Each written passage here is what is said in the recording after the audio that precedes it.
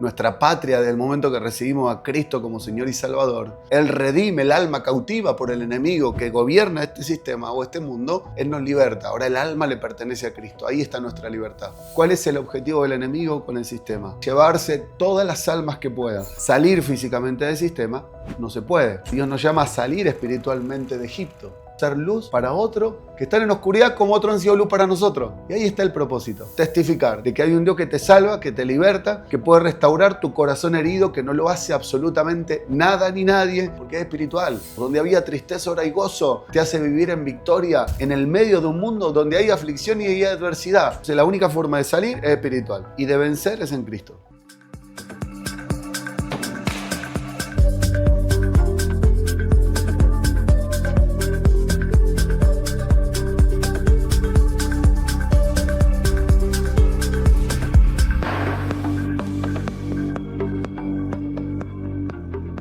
Bienvenidos a Guerreros Podcast, un espacio donde podrán encontrar consejos prácticos acerca de cómo vivir una vida con propósito, acerca de cómo vivir una espiritualidad profunda basada en reconocer tu identidad en Cristo. Hoy tenemos el honor de estar con nuestro gran invitado Sebastián, que es un hombre a quien yo le he aprendido en demasía y es un hombre que en su caminar, su testimonio es súper poderoso de cómo Dios le ha hablado, cómo Dios le ha ministrado y cómo incluso lo llevó a fundar una iglesia y ha sido un empresario y ha sido un hombre que ha sido un peregrino que ha vivido en varias partes del mundo y yo en lo personal aprendo mucho de él. Y hoy me complace mucho. Gracias, Sebastián, por estar aquí con nosotros. Bienvenido, esta es tu casa. Gracias Rubén por invitarme. Gracias a Dios porque permite que hoy podamos estar aquí. Realmente hace tiempo, años que nos conocemos y teníamos ganas de este encuentro, así que qué bendición que bueno, hoy se pudo dar y qué bendición también que podamos compartir lo que nosotros siempre hablamos con la gente. Así que gracias por invitarme. Sí, no, hombre, un placer, bienvenido. Oye, fíjate que yo me deleitaba de tener esta entrevista contigo, esta plática, porque las pláticas que hemos tenido en lo casual, me sorprende la sensibilidad que tienes acerca de las cosas de Dios y cómo entiendes el propósito de Dios en la vida de un ser humano. Hace poco me platicabas acerca de la libertad, de la verdadera libertad, de la Matrix, de cómo alcanzar también la libertad financiera, pero sin la libertad en Cristo, pues esta libertad sería como infructífera.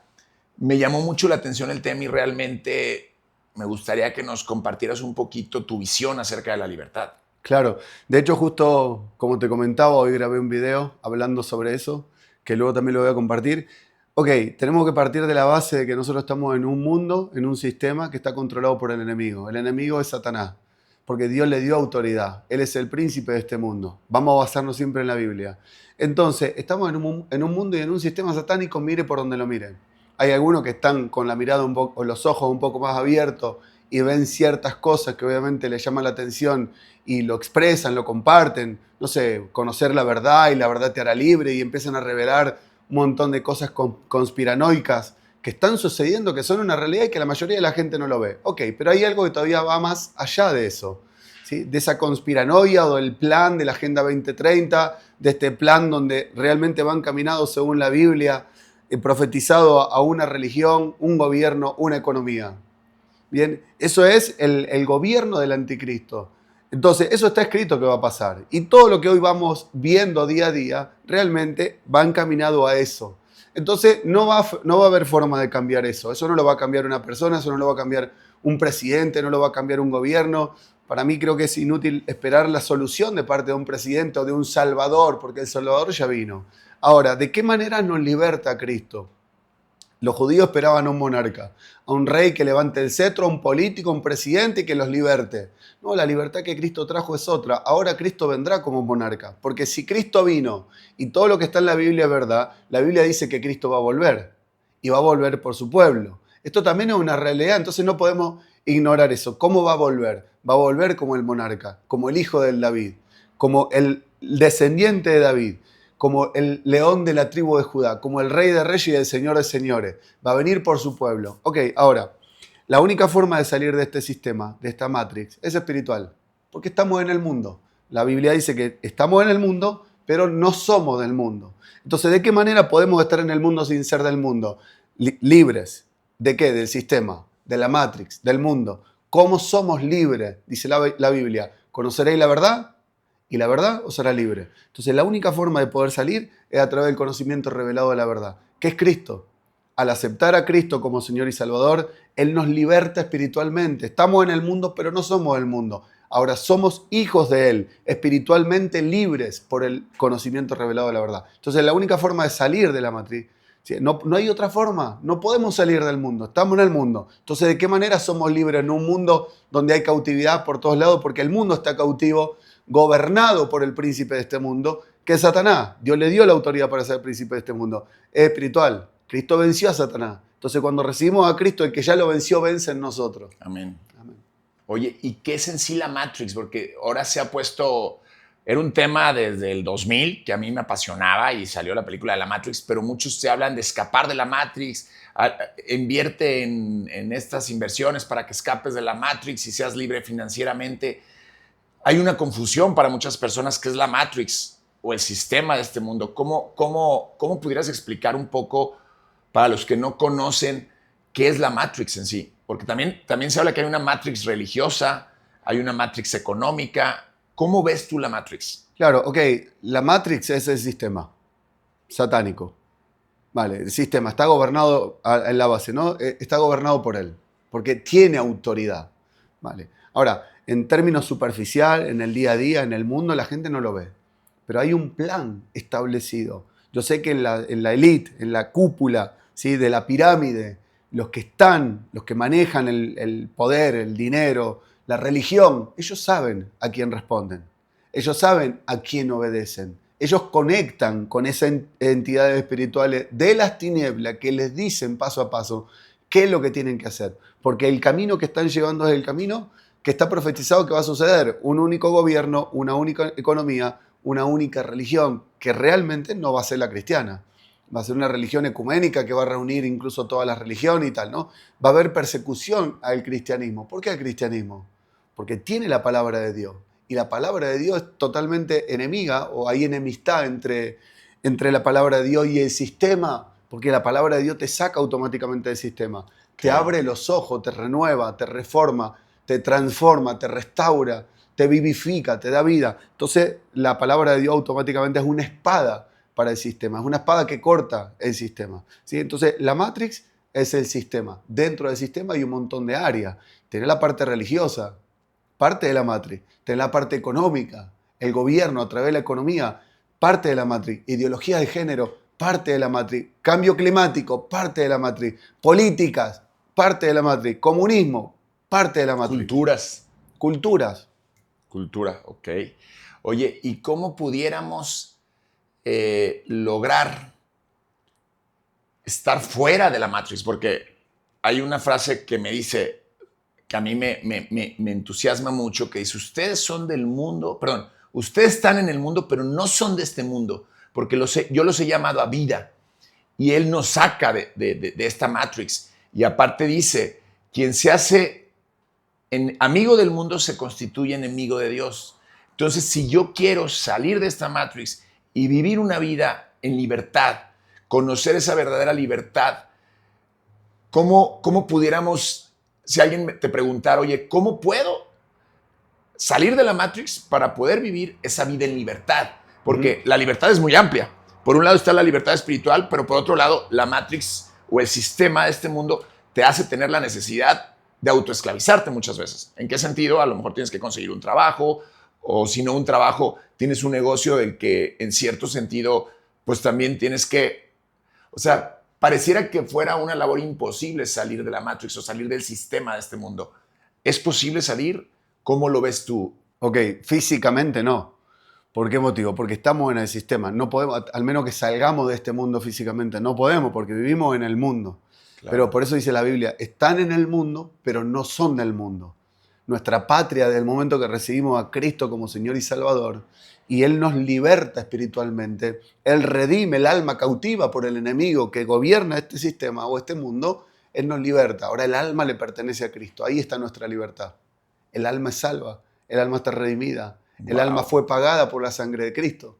Le pertenece a Cristo, no le pertenece al enemigo. ¿Cuál es el objetivo del enemigo con el sistema? cautivar, cazar y llevarse todas las almas que pueda. Lo que él quiere son las almas. Por eso un cantante, un famoso, quien sea, hay un montón de testimonios, cuando van o políticos, o cualquiera, que va a pactar con el enemigo, porque quiere poder, porque quiere dinero, un brujo, un hechicero, para subir de rango, ¿qué es lo que le entrega? Le entrega el alma. Lo que quiere el enemigo son las almas. Lo que vino a salvar Cristo son las almas, a redimir las almas del control del enemigo, que lo tiene cautivado. ¿Qué tiene cautivado? El alma. Entonces, salir físicamente del sistema no se puede, porque estamos físicamente viviendo acá. Ahora, Dios nos llama a salir espiritualmente de Egipto. Okay. ¿Cómo? A través de Él, en la libertad y en el poder del Espíritu. Y ahora sí podemos ser instrumentos útiles en la mano de Dios cuando Él empieza a habitar en nosotros y empieza a transformarnos y a glorificarse a través de nosotros en un mundo que está en un sistema satánico, pero ser luz del mundo. Él no dice ser luz, no, Él dice ser luz del mundo. Sal de la tierra, de este planeta. Y ahí está el propósito, ahí está el ministerio. Que cuando Él empieza a obrar en nuestra vida, en el mundo que está gobernado por Satanás, podemos ser luz para otros que están en oscuridad como otros han sido luz para nosotros. ¿Ya? Básicamente ese es el propósito. ¿Cómo? Testificar. ¿De qué? De que hay un Dios que está vivo. De que hay un Dios que te salva, que te liberta, que te saca de la depresión, que te saca de las drogas, que puede restaurar tu corazón herido, que no lo hace absolutamente nada ni nadie, ni el desarrollo personal, ni la psicología, ni la medicina, porque es espiritual. Dios sana el corazón, Dios lo restaura, Dios te saca del vicio, Dios convierte el lamento en baile, te da gozo. Donde había tristeza, ahora hay gozo. Te hace vivir en victoria en el medio de un mundo donde hay aflicción y hay adversidad, pero con Él hay victoria. En Él hay victoria. ¿Por qué? Porque Él ya venció. Entonces la única forma de salir es espiritual y de vencer es en Cristo. ¡Wow! ¡Qué poderosa verdad! O sea, realmente a mí me entusiasma el poder ver que podemos ser libres espiritualmente del engaño y que podemos vivir una vida a la plenitud de Cristo y que podemos ser restaurados y restituidos y que nuestro lugar, nuestra identidad también. Y he venido yo hablando mucho de que cuando tú reconoces tu verdadera identidad, quién eres como hijo de Dios, tu identidad en Cristo, es entonces que tu vida empieza a cobrar sentido porque sacas del trono a tu ego. Porque muchas veces, bueno, no muchas veces, la mayoría de los seres humanos hemos puesto al ego en el trono. Y al poner al ego en el trono, hemos permitido que él construya nuestra propia torre de Babel. Y nos damos cuenta que al construir una torre de Babel o un castillo sobre arena, estamos cavando nuestra propia tumba. Estamos construyendo nuestra propia trampa. Y a veces pensamos, híjole, tomé esta decisión, invertí en esto, metí este negocio, y como nos consideramos espirituales porque a lo mejor leemos la palabra o porque encomendamos nuestro día a día a Dios, decimos, estamos inspirados por Dios en estas decisiones. Y yo tuve una verdad una revelación muy profunda conmigo mismo de darme cuenta que yo había venido construyendo mi propia vida basada en mi ego y estaba construyendo mi propia torre de Babel y un castillo que en cualquier momento se podía derrumbar. Entonces, el ego, sacar al ego de la ecuación y realmente permitir que sea Dios obrando, creo que es también una forma de salir de la Matrix. ¿Cómo lo ves tú, la parte del ego? Claro, porque mira, el ego piensa para sí mismo y para adentro. La humildad va para afuera. Un indicador del ego es cuando el hombre mira para adentro y solamente busca satisfacer su necesidad. La humildad es al revés. La humildad da. Entonces eso es un indicador de que realmente estamos bien. Cuando estamos haciendo algo por los demás, estamos dando. Hay más gozo en dar que en recibir. Entonces el ego mira para adentro. La humildad mira para afuera. Sí, nos hace ser instrumentos útiles. Entonces cuando estamos dando, realmente estamos siendo alineados a la voluntad de Dios y utilizando Dios a nosotros, utilizándonos como un instrumento útil. ¿Por qué? Porque al final del día hay varios puntos importantes. Primero, la identidad. El ego está en una identidad falsa, distorsionada. No la da Dios, la da el enemigo. Lo tiene ciego realmente espiritualmente. Depende el nivel de ego, el nivel de ceguera que hay espiritual. Mayor nivel de ceguera, mayor nivel de ego. el hombre hace cosas y ni se entera que las está haciendo, no es consciente de lo que está haciendo, es un robot gobernado por espíritus inmundos que lo llevan a hacer cosas que realmente van en contra de la voluntad de Dios. Vale, pero cuando el hombre va despertando espiritualmente, se va alejando de eso, del ego, y empieza a mirar para afuera. Ok, Dios me está ayudando, Dios está abriendo mis ojos. Ahora, ¿de qué manera yo puedo ayudar al que está al lado mío? Ser luz primero, en la presencia de Dios, en la voluntad y en la palabra de Dios, y desde esa luz de Dios que tiene en mí, puedo iluminar a otro, ¿no? Entonces, el ego mira para adentro, la humildad mira para afuera. Cristo miró para afuera. Todo el tiempo, Satanás miró para adentro, quiso ser igual a Dios. Quiso ocupar y usurpar el lugar de Dios. Dios lo rechaza y lo echa afuera. Cristo, siendo Dios, se despoja de su divinidad y se hace un siervo. ¿Qué es un siervo? Alguien que sirve. Y el que sirve, ¿sirve para adentro o sirve para afuera? Sirve para afuera. ¿Qué quieres, Padre, que haga? ¿Qué quieres que diga? ¿Dónde quiere que vaya? ¿A quién quiere que ministre? ¿A quién quiere que le abra los ojos? ¿A quién quiere que ore y le sane? Está haciendo la voluntad de Dios. Es siervo. ¿Sí? Entonces, el ego se gobierna a sí mismo, cree, pero en realidad está obedeciendo al diablo, que lo tiene cegado. En la humildad obedecemos a Dios. Creo que parte de mantenernos humildes es reconocer que no somos nada y no podemos nada. Entonces, desde el momento que yo digo no puedo, Padre, reconozco que sin ti no puedo. Punto. No puedo, no soy nada. Ahora contigo todo lo puedo y todo lo puedo en Cristo que me fortalece. Ahí empieza a ser Él porque me despojo de mí. El ego es yo puedo, yo lucho, yo hago, yo soluciono. No solucionamos nada. Darle el lugar a Dios y que sea Él a través de nosotros. Mientras menos hay de nosotros, más hay de Él y a través de nosotros Él se glorifica. Oye, y se habla mucho de que el ego tiene que ver con la caída original del hombre y con el destierro del hombre del Edén, porque saca a Dios de su trono, saca al Dios del trono de su corazón y sube al ego cuando la serpiente le dice, si tú pruebas de este fruto, serás tu propio Dios. En pocas palabras, le dijo, serás como Dios. ¿El engaño cuál era? Que ya éramos como Dios, porque la Escritura dice que fuimos hechos a imagen y semejanza. Pero ya interpretado desde el punto de vista, desde el espíritu, lo que la serpiente le está diciendo es, serás tu propio Dios. Entonces pones a tu ego en el trono, sales del Edén, sales de ese estado de gracia, de comunión con Dios, y entonces te eriges, te levantas como tu propio Dios. Y ahí viene la caída del hombre. Totalmente. Satanás fue echado porque quiso ser igual a Dios.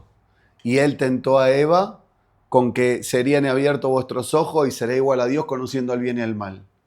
Y hoy en día sigue siendo igual. El ego es el hombre poniéndose en el lugar de Dios, primero el hombre o glorificando al hombre y olvidándose de Dios.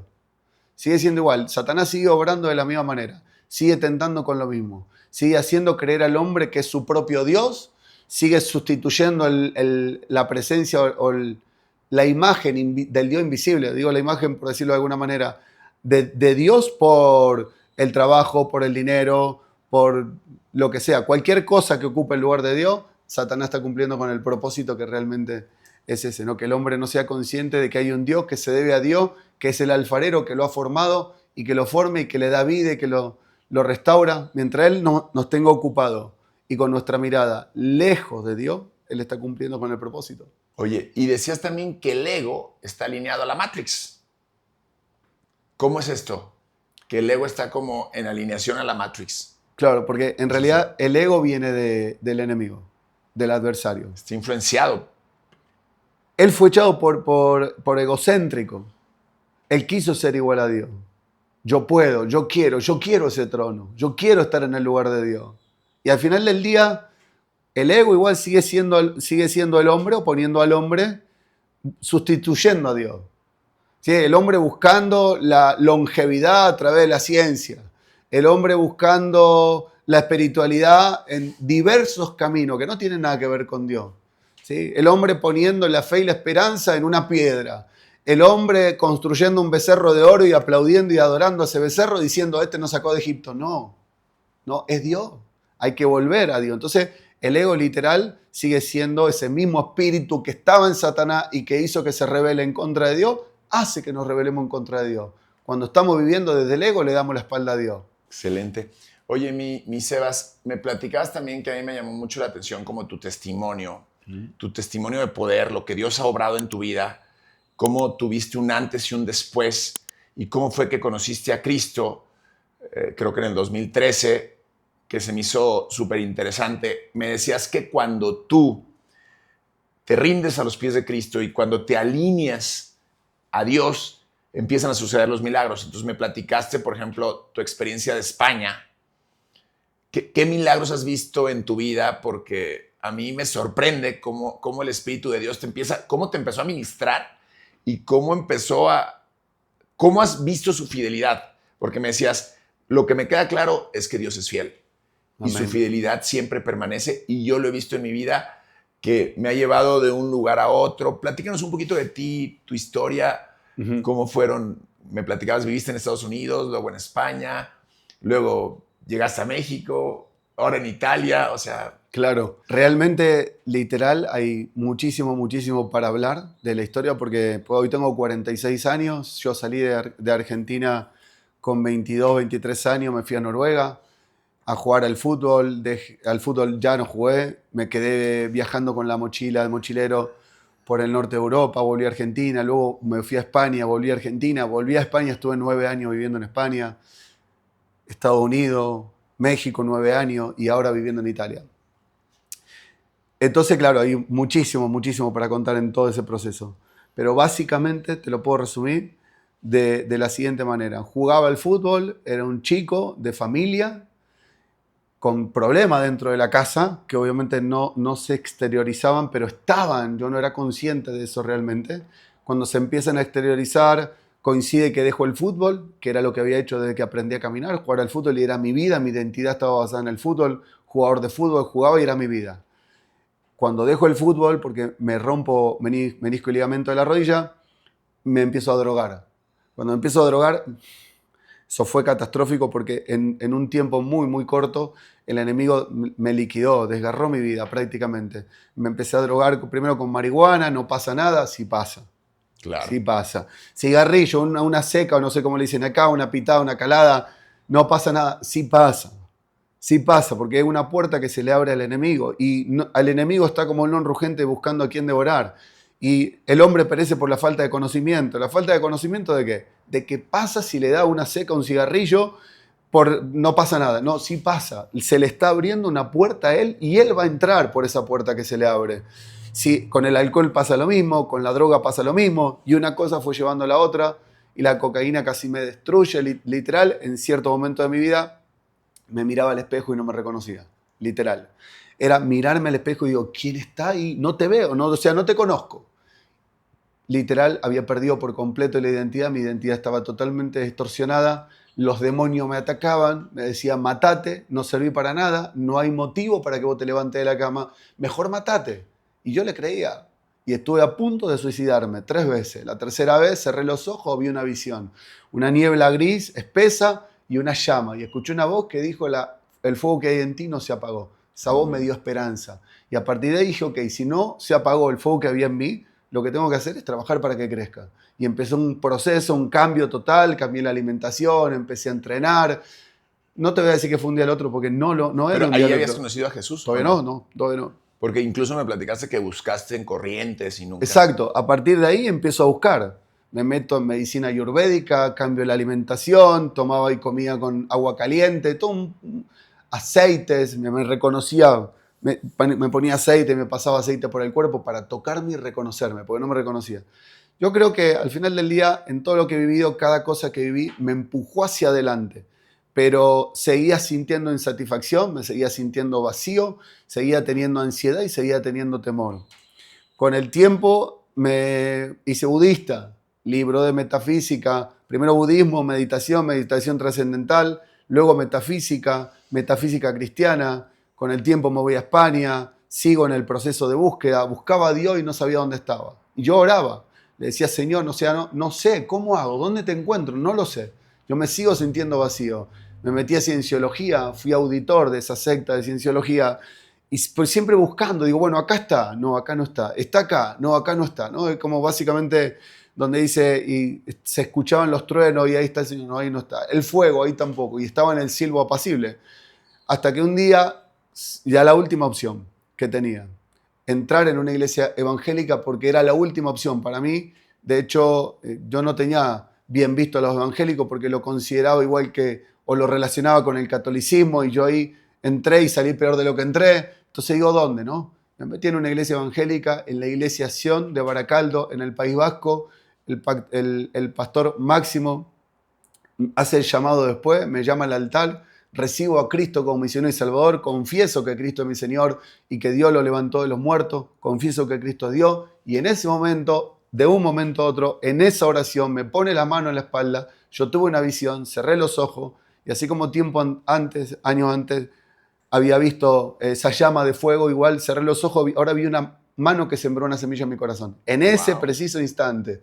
Y a partir de esa oración, mi vida cambió de forma radical. Eso fue hace casi 13 años, hasta el día de hoy. Dios me dio paz, desapareció la ansiedad. Yo no sé lo que es la ansiedad, no sé lo que es el temor, porque busco a Dios, porque mi confianza está puesta en Él. ¿Me entiendes? Independientemente de la lucha, de la tribulación, que después, caminando con Cristo, ha habido muchísima, terrible, tremenda, tremenda. Dios me ha dado paz, porque sé en quién confío. Claro que hay dolor, claro que hay aflicción, claro que en el medio de una tribulación, de una lucha, hay llanto, hay angustia, pero hay victoria y hay paz. Sabemos en quién creemos, y aquel en el que creemos, ese no pierde una batalla. Entonces, la única forma de saber que vamos a vencer, independientemente de que vivimos lo que vivimos, es estar firme en el Señor. Ni a la muerte. ¿Por qué? Porque muchas veces también el enemigo atemoriza con eso. Pablo decía, morir para mí es ganancia. ¿A quién? ¿Cómo va a atemorizarnos con la muerte si en nosotros hay vida eterna? Amén. Morirme es ganancia. Pablo sabía que si él se moría, se iba con el Señor, y vivir para él era Cristo. Entonces, desde ese lugar de confianza en Dios, Dios ha hecho milagro, milagro, milagro literal. ¿Cuánto? Cada día. Wow. Cada día. Qué bonito. Sí, me platicabas de varias victorias y varias evidencias. A mí hace poco también me preguntaban que si yo había visto milagros. Y le digo, claro, a diario. Milagros de sanación, personas que dejan las drogas, personas que se sobreponen a una enfermedad. Por ejemplo, tú me platicabas algo de que incluso no tenías hogar en algún momento, quebraron tus negocios, estabas en España y de repente, ¿cómo fue esa historia? Me llamó mucho la atención que de pronto lee el periódico y algo interesante. Oh, sí. Claro, de hecho mi historia fue, imagínate, un chico con una mochila viajando por el mundo, entonces siempre hubo como mucha inestabilidad en ese sentido. Estaba bien, después abajo, y cada cosa ha sido como un proceso y una enseñanza. Hay algo que Dios, independientemente de la situación, también me ha probado, me ha procesado, y es con la siembra. Y esto es algo personal. Dios me ha llevado a entender el poder y el valor de la siembra. Desde recién convertido. Es decir, recién convertido es cuando uno recibe a Cristo como Señor y Salvador. Ahí empieza una vida nueva. Ok, entonces me metió primero con dos hermanas. Yo buscando una habitación donde vivir en España, me lleva con dos hermanas de Paraguay que eran cristianas, que se levantaban a las 3 de la mañana a orar, que ayunaban toda la semana, que oraban en lengua, que hacían devocional a las 7 de la mañana. Y para mí eso no existía, porque yo no vengo de una familia cristiana, no vengo de un devocional, no vengo de una familia que oraba.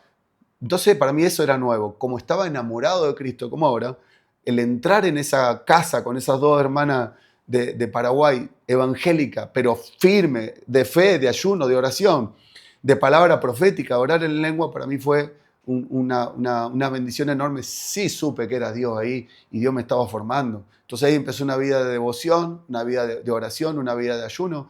Claro, con defectos, con errores. El Señor va trabajando y va limpiando y nos va llevando en un proceso de crecimiento, como la luz de la aurora que va en aumento hasta que el día sea perfecto. Pero me metió así de una ahí, ¿no? Entonces ahí empezó un proceso de crecimiento en el Señor, y luego me conecta con el pastor, y luego me conecta con los profetas, y siempre caminé de la mano o cerca de grandes hombres de Dios que amo y que me han ayudado y me enseñan muchísimo, y que siguen siendo mis hermanos.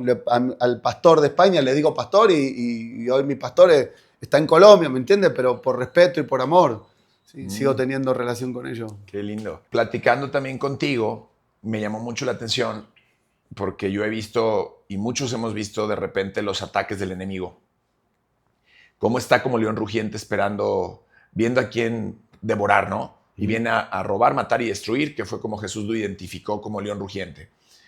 Y hemos entendido, hay una frase muy poderosa que también nos compartías, de que él comentó, el diablo no tiene parte en mí. Uh-huh.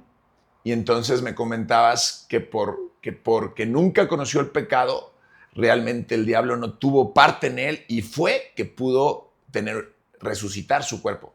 Amén. Entonces me comentabas de que de pronto uno puede llegar a abrir puertas, pero la importancia de tener esa sensibilidad para saberla cerrar. Platícanos un poquito esto de cómo es que el diablo no tuvo parte en Cristo y cómo pudiéramos llegar a cerrar estas puertas. Amén. El diablo no tuvo parte en Cristo, por eso Cristo no pecó. Porque lo que tuvo Cristo fue todas las puertas cerradas todo el tiempo. Por lo tanto, no le dio lugar al enemigo. El enemigo no pudo entrar con el pecado. Y el enemigo lo tentó en todo. Dice la Biblia que él fue tentado en todo. Y fue tentado como hombre. Porque acordate que él se despoja de su divinidad. Entonces él es 100% hombre. Y como hombre fue tentado en todo. Pero no pecó.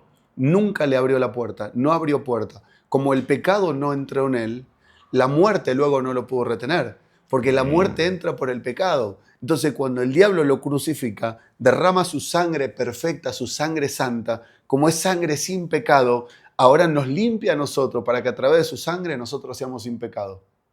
Entonces, nos limpia con su sangre, él quita el pecado del mundo, dice Juan. Ahí viene el Cordero de Dios que quita el pecado del mundo. Nos limpia con su sangre. Y por medio de esa... nos quita el pecado, nosotros podemos estar en contacto con Dios. ¿Por qué? O en comunión con Dios. Porque Dios no puede habitar donde habita el pecado. Ahora, a través de Cristo y del poder de la sangre redentora de Cristo, podemos tener comunión con Dios. Podemos tener acceso al Padre. Cristo es el único camino al Padre. No hay otra forma, no hay otro acceso. Yo he escuchado decir muchas veces, bueno, todos los caminos van a Dios. No, todos los caminos van a Dios. Es una mentira del enemigo. Solamente hay un camino a que va a Dios. Él es el camino, la verdad y la vida. Nadie va al Padre sino a través de Cristo. Porque Él redime el alma del hombre. Él vino a restaurar la relación entre Dios y el hombre. La relación que se rompió cuando Adán pecó, Él la restaura y vino a recuperar todo lo que el primer Adán había perdido. Ahora, ¿cómo pudo mantenerse Él sin pecado? Porque no abrió puerta. Sí, no abrió puerta, no le dio lugar, como no pecó y el pecado entra por la muerte no lo pudo retener y el Señor lo levantó de entre los muertos.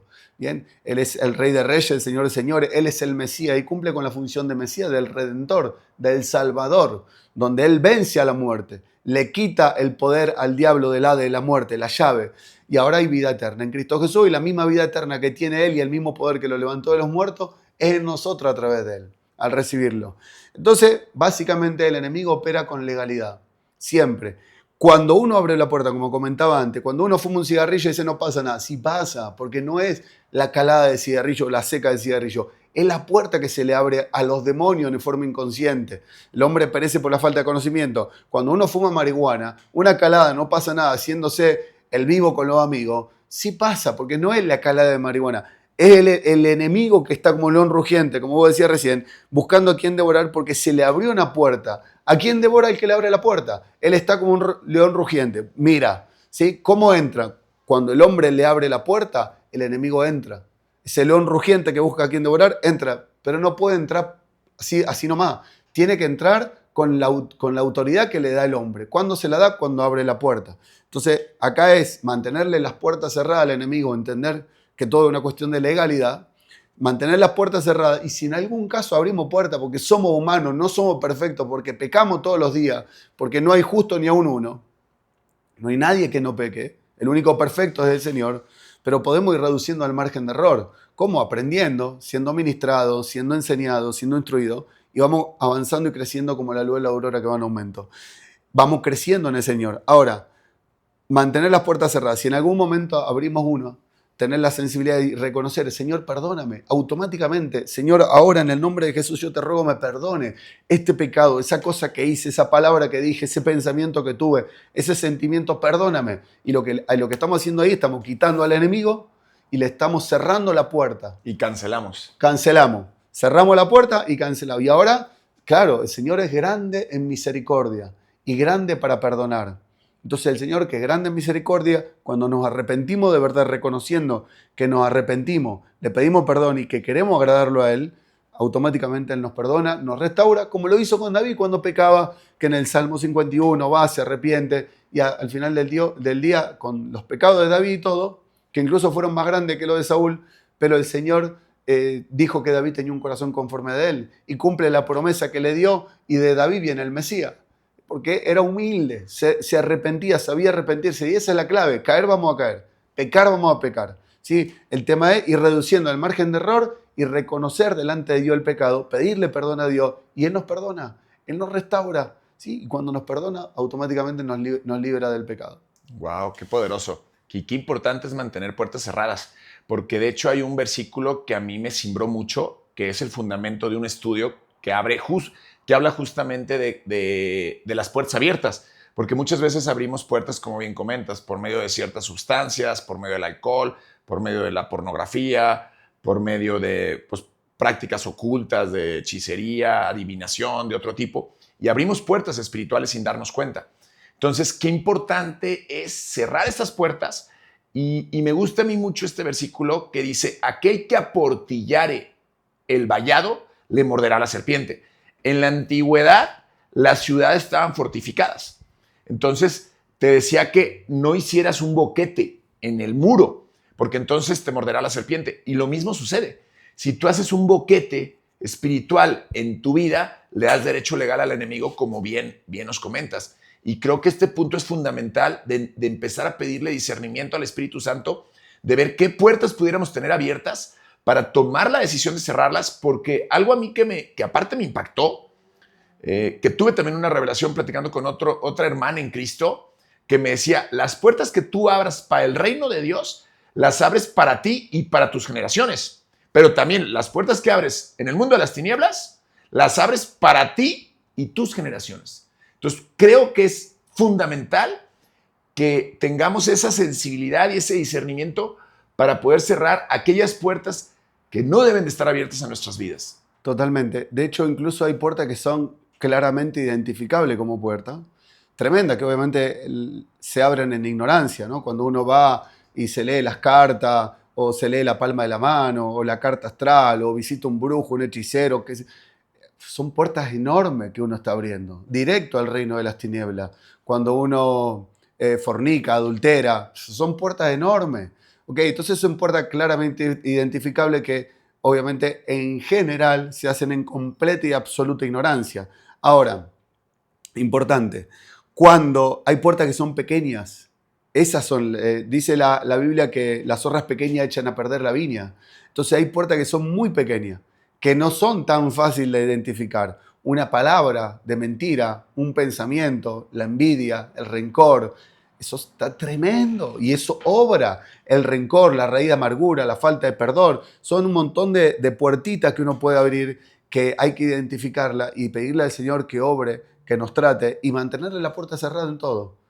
En todo. Wow. Ahorita que hablas de las puertas pequeñas, me acordaste también de otra plática que tuve del pecado oculto, que a veces es bien delicado porque, a diferencia del pecado que es burdo, como dices tú, quizá adulterio, fornicación, cierto tipo de cuestiones, el pecado oculto, cuando tú lo cometes, ni siquiera te das cuenta. Entonces, el pecado oculto puede ser como por ejemplo, la envidia, los celos, el pensar mal del otro.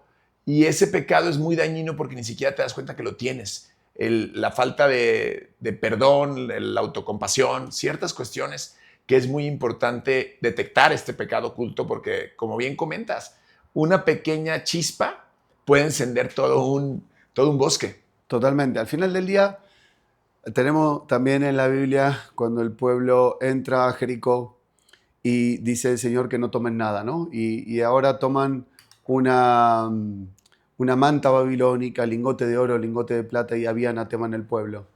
Eso es anatema, había ¿no? Anatema. Maldición. Claro. Entonces, ocultar un pecado, tener un pecado, es guardar anatema. ¿Sí? Y guardar anatema, y obviamente no puede haber victoria y bendición donde hay anatema. Hay que pedirle al Señor que obviamente primero nos dé el entendimiento para saber que se está guardando anatema. Segundo, arrancar y sacarla fuera del campamento y quemarla. Y a partir de ahí el Señor da victoria. como se la dio a Israel, que primero pelea con Anatema y tiene derrota, y José dice, bueno, ahora todos van a decir que hemos tenido una derrota y no vamos a poder. No, hay Anatema en el pueblo. Y el Señor revela quién había tomado Anatema, y hasta que no sacaron la Anatema, el Señor no le dio victoria. Entonces hay que pedirle a Dios que nos dé entendimiento para ir sacando todas esas cosas que a Él no le agradan, y de esa manera la presencia, la gloria, la victoria, la bondad, la misericordia, el poder de Dios se empieza a manifestar en magnitud en nuestras vidas. Pues poderoso, bellísimo todas estas palabras. Qué bonito es cuando realmente la palabra de Dios se revela y cuando nos vuelve conscientes y nos alinea al corazón de Dios. Qué bonito testimonio, qué bonitas palabras. Te agradezco mucho. Gracias por compartir. Gracias por la invitación. Para mí es una bendición, y que bueno, que en todo esto el Señor se glorifique. Gracias. Sí, me encantan tus historias, incluso la última que me platicaste, que me llamó mucho la atención, cómo Dios sabró con el tema de tu hija y cómo en el juicio Dios te sacó y cómo... Sí, totalmente. De hecho, esto yo voy a ser bien medido porque obviamente pues se trata de la mamá de mi hija, ¿me entiendes? Y entonces la mamá de mi hija, pero sí pasé por la situación de, yo entiendo a un padre, y esto está tremendo porque obviamente yo a raíz de lo que me pasó empecé a mirar, empecé a buscar, empecé a preguntar, y está lleno, y en México está tremendo eso, ¿no? Hoy en día una mujer puede denunciar al papá de su hijo, de sus hijos, y el hombre es culpable hasta que se demuestre lo contrario. Antes no era así, ¿no? Entonces, claro, se me llevan a mi hija para Italia de un día al otro, ¿me entendés? Predicando en la iglesia en Alto Refugio, en Orizaba, Veracruz. Me levanto, voy a buscar a mi hija no está, mi hija ¿dónde está? Nadie me dice nada. Una angustia, una aflicción, un dolor. Amo a mi hija, Dios puso mucho amor por mi nena en mi corazón, y se la llevaron de un día al otro. ¿Me entiendes? Entonces se me llevaron a mi hija. O sea, me la quitaron. No es, me la llevaron, me la quitaron. Como un secuestro, ¿no? No se considera secuestro porque es un progenitor, pero técnicamente sí, ¿no? Ahora es como un delito de sustracción de menor. Inventando un montón de cosas. Y en cada una de esas cosas que se inventaron, Dios se glorificó grandemente. Yo prediqué durante 5 domingos seguidos desde esto sobre la fidelidad de Dios. Y muchos hermanos me decían, ¿cómo predica pastor sobre la fidelidad de Dios si mire lo que le está pasando, ¿no? Cuando ya pasaban los días y no se solucionaba, los meses y no se solucionaba. Porque lo que me está pasando no cambia la naturaleza de Dios. Dios es fiel porque es fiel, y eso no cambia con nada, ¿no? Y yo sé que si Dios está en el asunto, Dios tiene un propósito con esto. Y efectivamente así fue. Dios se glorificó grandemente. Yo estoy con mi hija, mi hija está con su mamá también, una nena feliz, una nena contenta, una nena que vive en gozo, una nena que ella sabe los milagros que Dios ha hecho de forma sobrenatural en su vida y en mi vida. Fue algo impresionante, pero también me dio conocimiento, y sé lo que siente un padre al cual le quitan a los hijos. Sé lo que siente un padre que da todo por sus hijos, y de un día al otro a lo mejor la madre se lo lleva y denuncia falsamente a ese papá para quitarle al hijo. Y yo sé que hoy la justicia, gracias a Dios en mi caso, obró rápido, obró bien, obró con eficacia, obró con contundencia, pero sé que soy una excepción, porque en general va lento, y los que pagan son los hijos, porque acá se pierde de vista lo más importante, que es el hijo. Nadie tiene el derecho de quitarle al hijo, ni el papá ni a la mamá, porque primero está el hijo. Y no hay nada peor que utilizar a un hijo como un instrumento de manipulación, quitárselo a su... ¿Quién? ¿Con qué derecho le quitan un hijo o al papá o a la mamá? ¿Sí? Entonces hay que mirar eso, y creo que en mi caso la victoria, porque estoy en canales donde hay un montón de padres que están pasando lo mismo. De hecho hay un canal de Instagram que se llama No Más Hijos Rehenes, y si obviamente lo quieren buscar, lo pueden hacer. Tiene un movimiento, han llegado al gobierno. Es decir, ya tienen voz y voto, son muchas personas que están, porque no son los hijos solamente. Tenés los papás del otro lado, las abuelas, ¿sí? Tenés los tíos, las tías, que también sufren. No es solamente el papá o la mamá, tenés un montón de familia que ama a ese nene o a esos niños, que también obviamente pasan los procesos y pagan los precios. Entonces yo veo los testimonios, y realmente cuando cuento mi caso, ¿sí? Cuidando lo que digo, porque como te digo, es la mamá de mi nena, me dice, no, eso es algo excepcional, eso no pasa. Obviamente yo le atribuyo esto a Dios, es Dios. Yo peleé de rodillas, hice todo lo que estuvo a mi alcance de forma física, pero oré y peleé de rodillas. La victoria Dios me la dio de rodillas. Por eso la victoria es de Él, no es mía. Yo solamente obedecí en todo el proceso. Él se glorificó y la victoria de Él. Tú pudiste ver, porque me platicaste, que cuando tú estás en Él, aferrado en Él, todas las cosas te son dadas por añadidura y su gloria venidera es mayor. Algo así comentabas, que no te he dicho que si crees verás mi gloria, si permaneces en mí, como la vid. Amén. A mí se me hace hermoso esta parábola de la vid, que nosotros somos sus pámpanos y que permaneciendo en él daremos fruto y fruto abundante. Entonces, es hermoso ver esa herencia que Dios nos ha dado, de que cuando permanecemos en él, entonces nos volvemos fructíferos y todas las cosas nos son dadas. Y yo también he tenido testimonios bellísimos donde he estado en condiciones totalmente, como comentas tú, secuestros, extracciones de tu libertad, cosas muy delicadas, donde he podido ver que quien pelea contra mí, pelea contra mi Señor. Así es. Y mi Señor nunca ha perdido una batalla. Amén. Y es poderosísimo ver este poder ejerciéndose y desplegándose en tu vida. Amén. Y me encanta esta historia, este testimonio tuyo, porque también comentábamos que en estos momentos es cuando le damos a Él la gloria. Amén. Y es cuando podemos soltar un aleluya. Amén, amén. Totalmente. ¿No? Creo que las victorias tienen que estar enfocadas en darle gloria a Dios. Es decir, cuando Dios nos liberta, cuando Dios hace un milagro, cuando Dios nos da victoria, no es gozarnos en la pérdida o sea, dos equipos, un partido de fútbol. Claro, no gozarte porque el otro perdió, gozarte porque ganaste, pero ni siquiera porque ganaste. ¿Sí? Esto va más allá, eso en el mundo no, pero ahora en Dios es darle gloria a Dios, gozarte en la fidelidad de Dios, gozarte en la bondad de Dios. Y ahí está puesta la mirada, por eso decimos gloria a Dios, aleluya. Porque está bien, hubo una victoria, pero esa victoria es para la gloria de Dios. A Él es la gloria. Amén, claro, siempre. Toda la gloria y toda victoria a Él le corresponde y a Él le ha sido dada. Amén. Oye, qué bonitos testimonios. Y yo por último, a mí me gustaría que nos platicaras un poco acerca de cómo podemos ser sal en este mundo. Porque hubo unas palabras también muy lindas que me comentabas hace un par de horas que nos reunimos a desayunar. Se nos acercó una persona a pedir oración. Es verdad, tremendo. Nos empezó a escuchar un poco. Sí. Y me comentabas que somos llamados a ser la sal de este mundo y que ponemos nuestra mirada en nuestro trabajo, en nuestro negocio, pero al mismo tiempo en el propósito.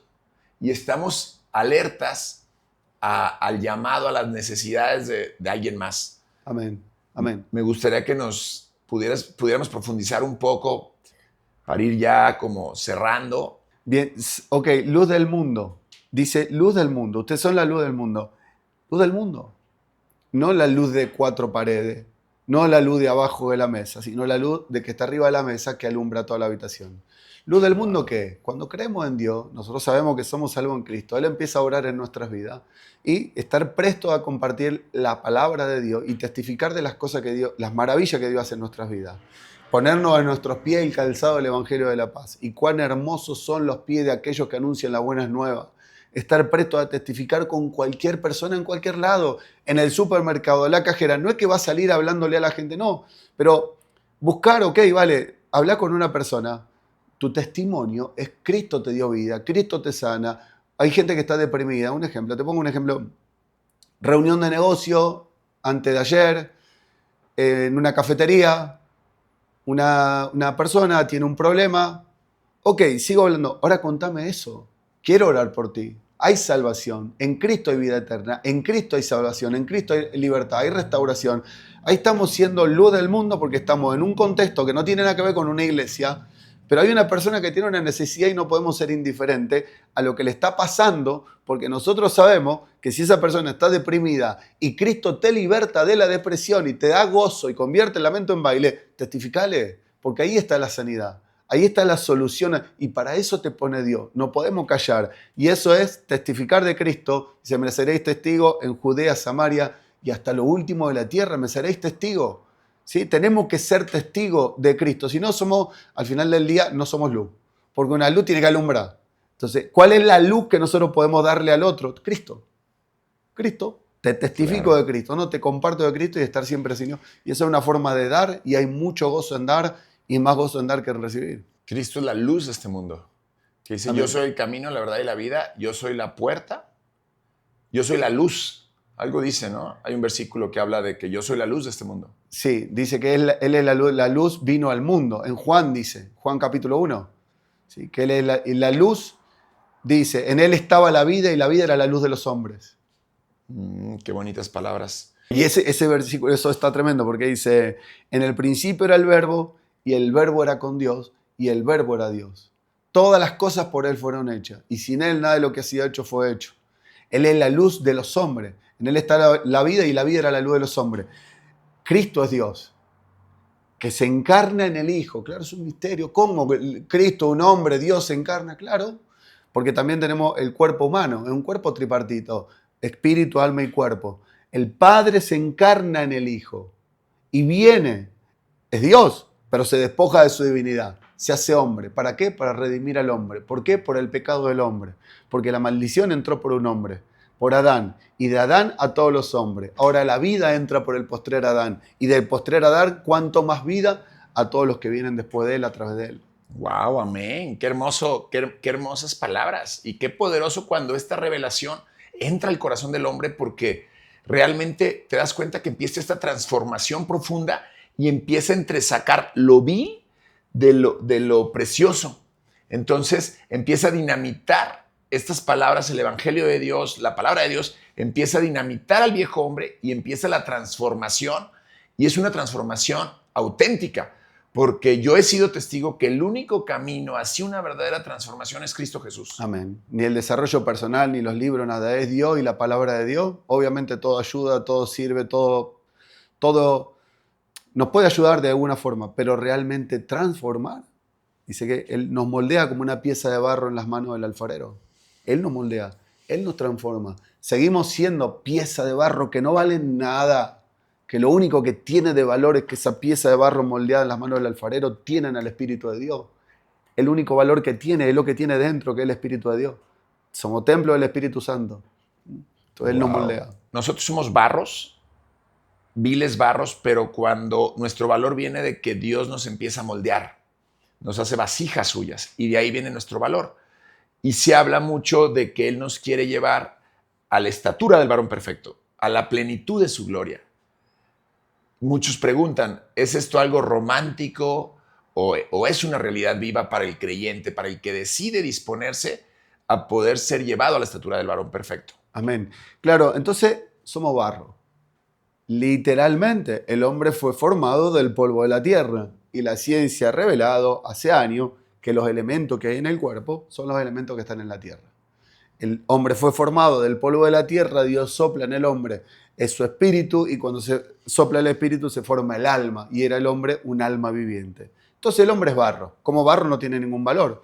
La Biblia representa a Dios en muchísimos lados como si Él es el alfarero y nosotros una pieza de barro donde Él nos empieza a moldear como una pieza de barro en las manos del alfarero. Ahora, una pieza de barro no tiene absolutamente ningún valor. Entonces, lo que realmente tiene de valor la pieza, en este caso la vasija, es la presencia de Dios. David decía, porque unge mi cabeza con aceite, pone mi copa a rebosar. O sea, que la presencia que era, pone mi copa a rebosar. Está rebosando de la presencia de Dios. Esa vasija de barro que fue moldeada en las manos del alfarero empieza a llenarse del Espíritu Santo y empieza a rebosar de la presencia de Dios. Y entonces es Él a través de esa vasija que se glorifica y nos usa y tal, ¿no? Entonces, la vasija de barro no tiene ningún valor, pero Dios, cuando la moldea, deposita su espíritu y la va llenando de su espíritu. Y esa es la unción. La unción es la presencia de Dios en la vida del hombre. El poder y la presencia y la unción de Dios, el aceite que representa el Espíritu Santo en la vida del hombre. Buenísimo, hermoso. ¿Y podemos ser llevados a la plenitud de su gloria? Ok, ahora, ¿cómo podemos identificar que realmente vamos aumentando como la luz de la aurora hasta que el día sea perfecto? Tenemos un estándar perfecto, que es el único perfecto, porque no pecó. ¿Sí? Es Cristo, Dios. Ese es el estándar. Tenemos la palabra de Dios. ¿Sí? Entonces, cuando la palabra de Dios la empezamos a leer, la empezamos a estudiar, nos empieza a procesar, nos empieza a perfeccionar, inevitablemente, porque automáticamente empieza a obrar en nuestras vidas. El Espíritu Santo Dios nos empieza a moldear, el Espíritu Santo empieza a obrar. Y nos va guiando al conocimiento revelado de la verdad y a toda justicia. Ahora, nosotros nos damos cuenta rápidamente que empieza un proceso de cambio, una vida nueva en el Espíritu. ¿Y cómo sabemos que realmente vamos en dirección a esa plenitud de Cristo o a la gloria del Señor o a la estatura del varón perfecto? Porque vamos mejorando. Cuando el ser humano, cuando la persona recibe a Cristo y antes que fumaba, ahora deja de fumar, ya está encaminado. Se puede ver de forma práctica, no es algo romántico, sino es algo absolutamente práctico. Es decir, una persona que adulteraba, fornicaba, se drogaba, bebía, mentía, robaba, lo que sea, empieza a dejarlo. El chismoso, la mentira, el engaño, la traición, lo empieza a dejar. ¿Sí? Ahí te estás dando cuenta que está Dios obrando, que está Dios libertando, que está Dios restaurando, que está Dios moldeando y que está llevando a esa persona a la estatura del varón perfecto, porque vamos mejorando. Obviamente ese es nuestro estándar, ¿sí? Entonces, y cuando vamos avanzando paso a paso, vamos viendo todo lo que Dios va haciendo en nuestras vidas. Desde ese lugar lo podemos identificar como algo meramente práctico, no romántico, es totalmente real. Alguien que tomaba pastilla para el psiquiatra, ahora no. Alguien que tenía ansiedad y no la podía calmar con nada, ahora tiene paz. Antes que vivía en depresión, en lamento, sin identidad o con la identidad distorsionada, ahora sabe quién es en Cristo Jesús. Eso es totalmente práctico y eso se ve en el día a día. Pues padrísimo. Excelente. Muchas gracias. Qué poderoso entendimiento cuando realmente comprendes que es la mano de Dios moldeándote lo que realmente le da valor a tu vida y lo que hace que esa pieza sin valor de barro se vuelva preciosa. Amén. Amén. Mi Sebas, pues fue un placer realmente poder compartir tanta sabiduría y tu testimonio. Gracias por abrirte. Realmente a mí me ayuda mucho a entender la fidelidad de Dios. Gracias, mi querido Sebastián. Amén. Gracias por invitarme y bueno, que Dios se glorifique en esto, que Él cumpla el propósito que tiene la palabra para lo cual es enviada.